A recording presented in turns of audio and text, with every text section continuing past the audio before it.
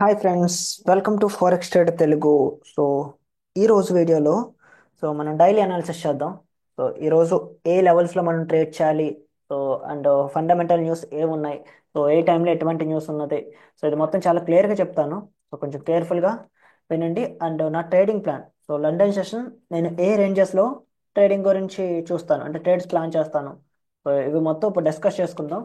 దానికంటే ముందు మీకు ఏమైనా డౌట్స్ ఉంటే ఈ లైవ్ స్ట్రీమ్లో కానీ, లేదు అంటే ఈ వీడియోలో కానీ, లేదంటే ప్రీవియస్ లైవ్ స్ట్రీమ్స్లో కానీ, డిస్క్రిప్షన్లో మన టెలిగ్రామ్ గ్రూప్ లింక్ ఉంటుంది.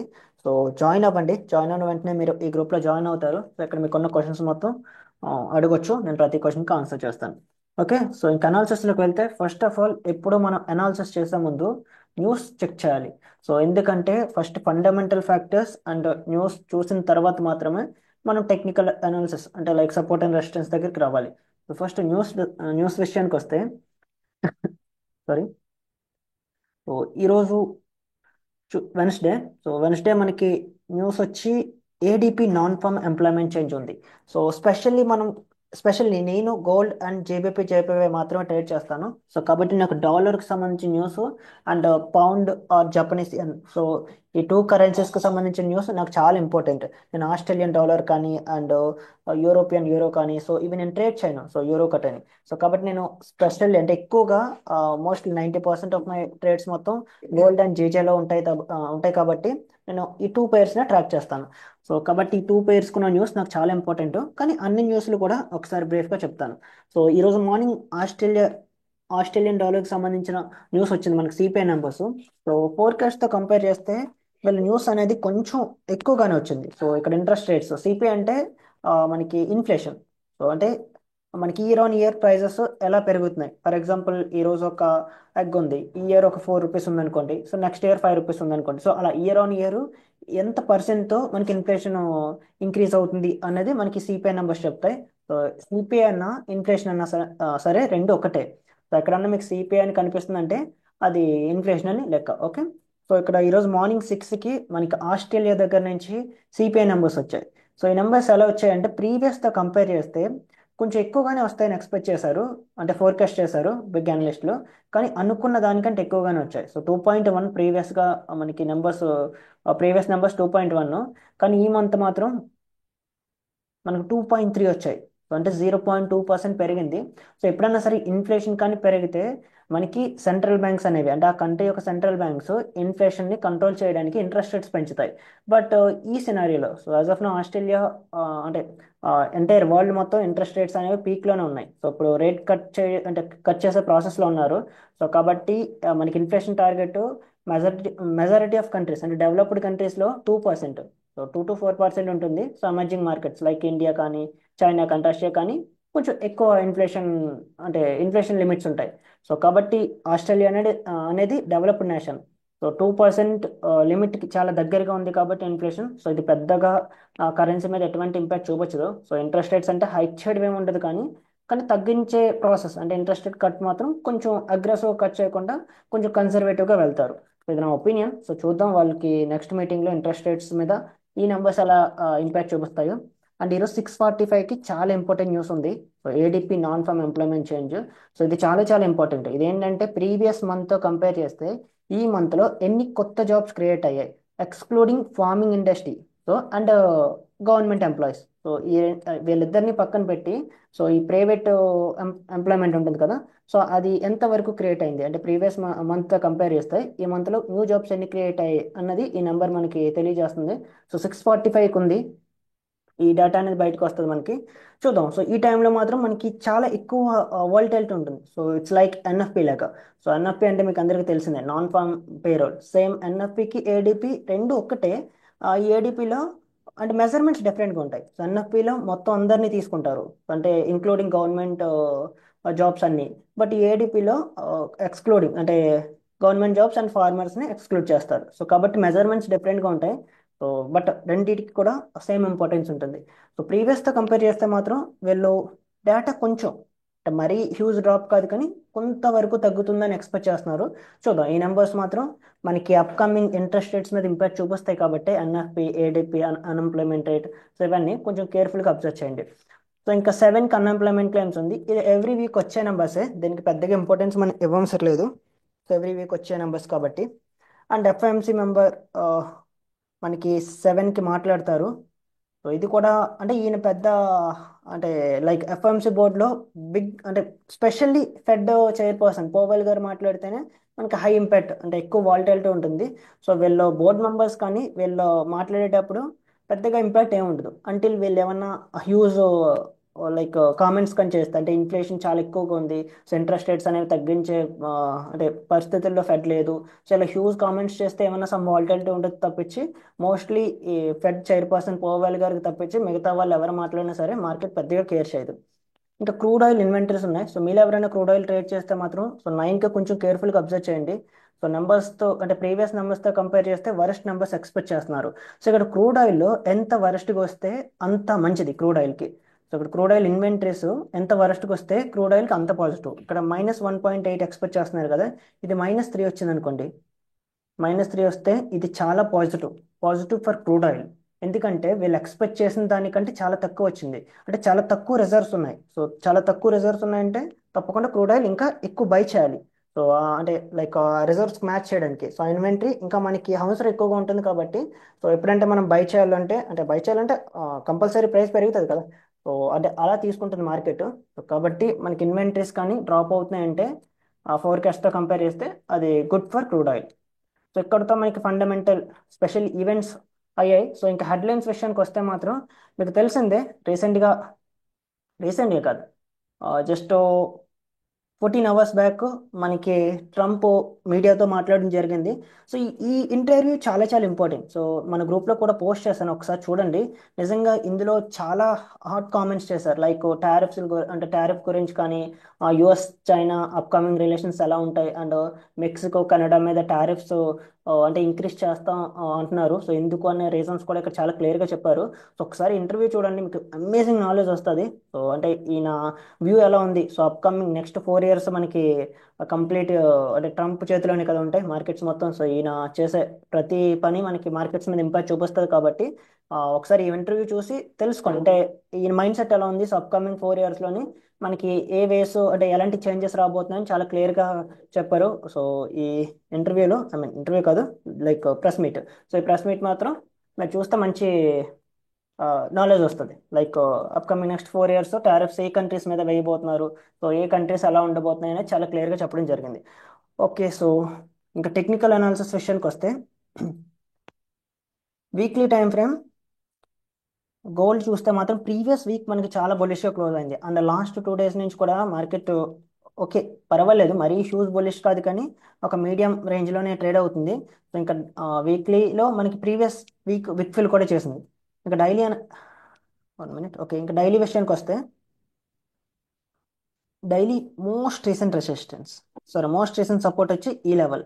సో ఎప్పుడు మనం most recent support and resistance మీద మాత్రమే ఫోకస్ చేస్తాం. ఎందుకు మోస్ట్ రీసెంట్ అంటే మార్కెట్లో మోస్ట్ రీసెంట్ లెవెల్స్కి ఎక్కువ ఇంపార్టెన్స్ ఉంటుంది. సో ఎప్పుడో హ్యూజ్ అంటే ఎక్కడో బ్యాక్ ఒక 2 వీక్స్ 3 వీక్స్ బ్యాక్ ఉన్న లెవెల్స్తో కంపేర్ చేస్తే కరెంట్ లెవెల్స్కి మార్కెట్ ఎక్కువ ఇంపార్టెన్స్ ఇస్తుంది కాబట్టి సో అందుకే నేను ఎక్కువ మోస్ట్ ఇంపార్టెంట్ సపోర్ట్ అండ్ రెసిస్టెన్స్కి అంటే ఇంపార్టెన్స్ ఇస్తాను. సో ఇక్కడ చూస్తే ఇది మనకి మోస్ట్ రీసెంట్ రెసిస్టెన్స్. సో ఈ విక్స్ చూసారా ఇక్కడ రిజెక్ట్ అవుతున్నాయి. సో ఇది లోయర్ టైం ఫ్రేమ్లో మనకి ఇక్కడ రెసిస్టెన్స్ కింద యాక్ట్ చేస్తుంది. సో చూసారు కదా 4 అవర్స్లో కూడా మనకి సేమ్ సేమ్ రెసిస్టెన్స్ అండ్ 4 అవర్లో ఇక్కడ మనకి సపోర్ట్ కూడా ఫామ్ అయింది. మీరు అబ్జర్వ్ చేస్తే here is our most recent support and most recent resistance. So నేను 4 అవర్స్ బేస్ మీద అంటే మాత్రం సో ఈ క్యాండిల్ కానీ బుల్లిష్గా క్లోజ్ అయితే నేను huge up side momentum expect చేస్తున్నాను. లైక్ ఈ పక్కన ఉన్న క్లెయిన్ రేంజ్ మొత్తం ఫిల్ చేసే ఛాన్సెస్ చాలా ఎక్కువ. సో ఈ క్యాండిల్ కానీ బుల్లిష్గా క్లోజ్ అయితే so London session and New York session లోపు ఇలా ఈ లెవెల్ ట్యాప్ చేసే ఛాన్సెస్ ఉన్నాయి. సో తర్వాత ఏమైనా సెల్లింగ్ రావచ్చు కానీ బట్ అంటే కరెంట్ ట్రెండ్ మాత్రం బుల్లిష్గా ఉంది. సో మనం మోస్ట్లీ ట్రేడ్ చేసే 30 మినిట్స్లో కాబట్టి 1 hour and 30 minutes. So 1 hour చూస్తే ఇక్కడ మనకి మోస్ట్ రీసెంట్ రెసిస్టెన్స్ కనిపిస్తుంది 1 అవర్లో అండ్ మోస్ట్ రీసెంట్ సపోర్ట్ వచ్చి స్మాల్ అడ్జస్ట్మెంట్ చేయాలి. ఇది మనకి most recent support. Yeah so 30 minutes. So 30 మినిట్స్లో కూడా సేమ్ లెవెల్స్. సో 1 అవర్లో మోస్ట్ రీసెంట్ సపోర్ట్ ఏదంటే ఫామ్ అయిందో, సో 30 మినిట్స్లో కూడా ఎగ్జాక్ట్ సపోర్ట్ అదే. మీరు ఇక్కడ అబ్జర్వ్ చేస్తే A plus setup second category. So ఇది మీలో ఎవరన్నా ఈ ట్రేడ్ మ్యాక్సిమం తీసుకుని ఉండరు, ఎందుకంటే పక్కన క్లీన్ రేంజ్ లేదు. సో బట్ మీకు ఎక్స్పీరియన్స్ ఉంటే వన్స్ ఈ సెటప్ని కంటిన్యూస్గా అబ్జర్వ్ చేస్తే వాల్యూమ్ యాంటిసిపేట్ చేసి ఇలాంటి ట్రేడ్స్ తీసుకోవచ్చు. ఇది A plus setup second category. So already మన గ్రూప్లో ఉన్న వాళ్ళకి ఈ సెటప్ గురించి బాగా తెలుసు, స్పెషల్లీ మెంటర్షిప్ స్టూడెంట్స్కి, ఎందుకంటే ఈ సెటప్ మీద మల్టిపుల్ వీడియోస్లో చాలా సార్లు డిస్కస్ చేశాను.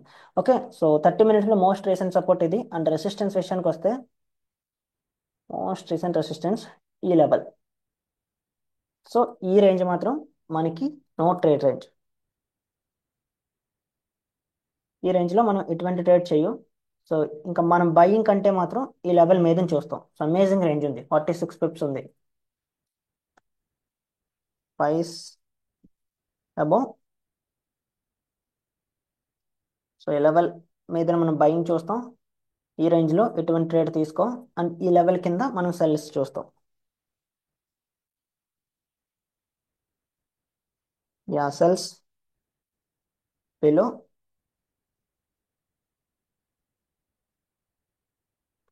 ఓకే, సో ఇక్కడ ఈ లెవెల్ కింద మనం సెల్లింగ్ చూడొచ్చు, ఈ లెవెల్ మీద బయింగ్ చూడొచ్చు. ఇక్కడ సెల్లింగ్ అంటే మాత్రం తప్పకుండా క్యాండిల్ క్లోజ్ అవ్వాలి. అండ్ మన ఫస్ట్ టార్గెట్ వచ్చి విక్ ఫిల్.